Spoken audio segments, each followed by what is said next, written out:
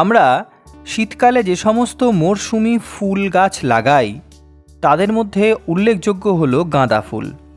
বন্ধুরা, আজকের ভিডিওয়ে থাকবে একদম নতুন ধরনের একটি গাঁদা ফুলের ভ্যারাইটি। এই গাঁদা ফুলের ভ্যারাইটি যার নাম হলো ডুরাং এবং ফায়ার রেড। এটি আসলে রেড ব্রোকেড ক্যাটেগরি অন্তর্ভুক্ত একটি গাঁদা গাছের প্রজাতি। সেই বিষয়ে আজকে তোমাদের সাথে এই সুন্দর ভিডিওটি শেয়ার করে নেব। আর এই ভিডিওতে থাকছে আমাদের পরিচিত এবং প্রিয় সত্যজিৎ মল্লিকদা, যার তত্ত্বাবধানেই এই সুন্দর ফুলের বাগানটি সেজে উঠেছে। আজকে শীতকালের এই গাঁদা ফুলের বাগান নিয়ে সত্যজিৎদার মুখে কিছু কথা শুনে নেব। এত সুন্দর কলেজ বাগানের তত্ত্বাবধানে যিনি রয়েছেন আমাদের সকলের প্রিয় সত্যজিৎদা। সত্যজিৎদা, নতুন ভিডিওতে স্বাগত জানাচ্ছি। তো আজকে আমরা যে পার্টিকুলার টপিকের উপরে কথা বলবো সেটা হলো এই রেড ব্রোকেডের দুটো ভ্যারাইটি নিয়ে। দেখো বন্ধুরা, এত সুন্দর দুটো ভ্যারিয়েন্টের গাঁদা।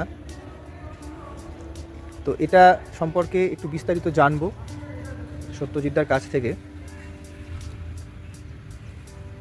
তো দাদাকে আমি প্রথম প্রশ্ন করবো, এটা কি গাছ আর এই সম্পর্কে আপনি একটু আমাদেরকে বলুন, যারা নতুন বাগানি। এরকম ফুল তো আশা করি অনেকেই দেখেননি। তো এই পুরো গাঁদার এই যে দুটো ভ্যারিয়েন্ট সম্পর্কে আমাদেরকে কিছু গাইড করুন। সাধারণত সাধারণ মানুষ এটাকে রক্তগাঁদা বলে। হ্যাঁ হ্যাঁ, কিন্তু এটার একটা নাম আছে, সেই নাম হচ্ছে ডুরাং। আচ্ছা। তো এই গাছটা যখন আমি বসাই, তখন বসানোর 20-25 দিন পরে আমি ফার্স্ট খাবার দিই খোল ডিএপি। তারপরে একে 3 বার আমি কাটি, মানে পিঞ্চ করি, পিঞ্চিং করি। আচ্ছা, ঠিক আছে। তারপরে ওই মাঝে মাঝে 19-19 দিয়ে, দিন 15, দিন 12, 19-19 দিয়ে আমি এটাকে খাবার দিয়েছি। খোল আমি মাত্র একবারই দিয়েছি, খোলের সঙ্গে ডিএপি ওই ফার্স্ট টাইম একবার, আর বাকি সময় আমি 19-19 দিয়ে একে করেছি। আর লাস্ট একবার যখন কুড়ি আসা শুরু হয়েছে, তখন এর সঙ্গে সামান্য অনুখাদ্য দিয়ে আমি এই বেড দুটোকে তৈরি করেছি। আচ্ছা আচ্ছা। তো এটা হচ্ছে রক্তগাঁদারই একটা জাত। এটা লাল। দেখুন, এক একটা গাছে কমপক্ষে 50টা করে ফুল আছে। যেমন এই যে এটা দেখুন, হ্যাঁ, এখনো অবধি প্রচুর কুড়ি রয়েছে, যেগুলো ব্লুম হতে দেরি আছে। মেন ব্যাপারটা হচ্ছে তাহলে পিঞ্চিং এর উপরে। হ্যাঁ, মানে যত বেশি খোঁটা হবে তত বেশি। এবং ওই খাবারের এটা একটু দেখতে হবে, খুব বেশি খাবার দিতে হবে তাও নয়, কিন্তু বুঝে খাবার দিতে হবে।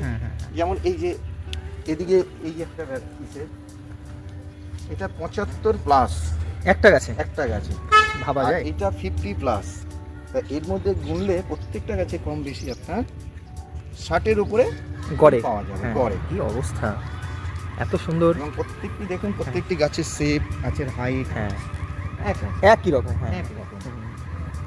তা বন্ধুরা, আমি বলবো প্রত্যেকে যারা গাছ করেন বা গাছ ভালোবাসেন, তারা অন্তত এই দুটো ভ্যারাইটি একটু, অনেক ভ্যারাইটি তো করেছেন, কিন্তু এই দুটো ভ্যারাইটির ওপর একটু চেষ্টা করবেন। দেখবেন টবে করলে এ টব পুরো ভর্তি হয়ে যাবে, গাছের পাতা কিচ্ছু দেখা যাবে না। দেখুন, একদম মাটির নিচ থেকে ফুল, একদম মাটির নিচ থেকে, একদম গ্রাউন্ড লেভেল থেকে।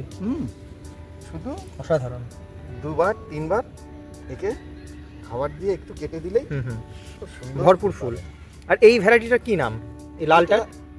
আপাতত মানে ওই ফায়ার রেড বলছে। Fire red.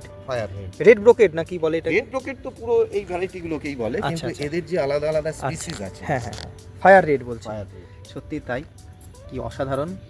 এবং গাছের চেহারা দেখে বোঝা যাচ্ছে প্রত্যেকটা গাছ কতটা হেলদি। আর সব থেকে ভালো বৈশিষ্ট্য যেটা, সেটা একটা প্যাটার্নে রয়েছে, মানে একই হাইট, একই তাদের ভলিউম।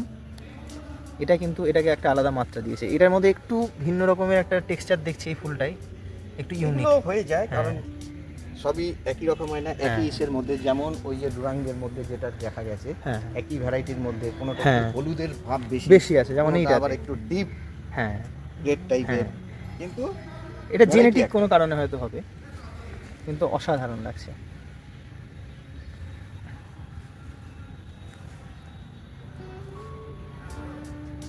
তা এটা তো শুধু শীতকালের জন্যই, শীতকাল। গরমকালে তো এই গাছ বা ফুল হবে না। গরমকালে এই গাছ হবে না। হ্যাঁ হ্যাঁ। আর এর থেকে সবচেয়ে জিনিস সিড থেকেও হয় না। আচ্ছা আচ্ছা। সিড পাওয়া যায় না, পেলেও সেই গাছের খুব একটা হয় বলে আমার মনে হয় না। তবে আমি কখন এটা নিয়ে সেভাবে এক্সপেরিমেন্ট করার সময় হয়ে ওঠেনি আমার আর কি। আচ্ছা আচ্ছা, খুবই সুন্দর। তো কলেজে যে সমস্ত গাছ রয়েছে একটা সিরিজ করব, প্রতিদিন একটা ভ্যারাইটির উপরে সত্যজিৎদার কাছ থেকে একটা এই গাছ বিষয়ে একটা পরামর্শ নেব, এবং যারা আগ্রহী তারা এই পরামর্শকে কাজে লাগিয়ে ছাদ বাগানে বা নিজের উঠান বাগানে কিন্তু এত সুন্দর গাছ করতে পারো। তবে আরেকটি বিশেষ কথা আমি বলতে চাই, যেটা হচ্ছে গাছকে সবসময় একটু পরিষ্কার রাখার চেষ্টা করবে। মানে বিশেষ করে গাছকে প্রথম দিকে একটু স্নান করাতে পারলে, আর যেটা সেটা হচ্ছে ওষুধটাকে মানে না দিতে পারলেই ভালো, যদি প্রয়োজন হয় তাহলে। তাহলেই একমাত্র শুধু নিম তেলটার উপরেই আমি বিশেষ গুরুত্ব দিই, তার কারণ গাছের ক্ষতিটা কম হয়। ঠিক ঠিক। দাদা, আজকের মতন আপনাকে অনেক ধন্যবাদ জানাচ্ছি। কালকে আবার নতুন একটা গাছ নিয়ে আবার আলোচনায় ফিরে আসবো। তো আজকে তো আজকের মতন বন্ধুদেরকে বিদায় জানাচ্ছি। আশা করি ভালো থাকবে এবং সুন্দর সুন্দর গাছ করবে।